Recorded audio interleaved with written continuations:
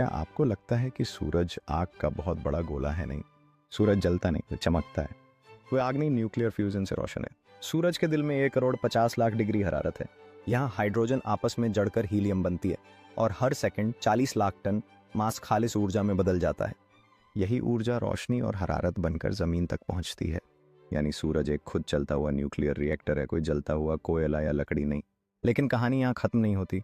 सूरज हर लम्हा हल्का हो रहा है और जैसे जैसे उसका वजन कम होता है, ज़मीन हर साल 1.5 सेंटीमीटर सूरज से दूर हो जाती है। और चांद की खींचातानी इसमें और इजाफा करती है। चांद ज़मीन की गर्दश को सुस्त करता है और खुद 3.5 सेंटीमीटर दूर जाता है, जिसका असर सूरज के गर्द हमारे मदारी रास्ते पर भी पड़ता है। नतीजा, ज़मीन हर साल 3 सेंटीमीटर सूरज से दूर हो रही है। 1 सदी में 3 मीटर, 1 लाख साल में 3 किलोमीटर। ये फसला इतना कम है कि हमारी धूप अभी कम नहीं होगी। सूरज अरबों साल तक हमें गर्म रखेगा, मगर आखिर में 5 अरब साल बाद जब सूरज रेड जाइंट बनेगा, वह ज़मीन को निगल लेगा। तब तक ये सफ़र जारी है, हर साल चंद सेंटीमीटर का खामोश फासला। माँ सूरज आहिस्ता आहिस्ता मर रही है और बच्चा ज़मीन आहिस्ता आहिस्ता उससे दूर। ये कायनात का सबसे हैरत अंगेज़ अलग होना है। और ज़्यादा ऐसी मालूमात के लिए काजी टीवी 591 को सब्सक्राइब करें।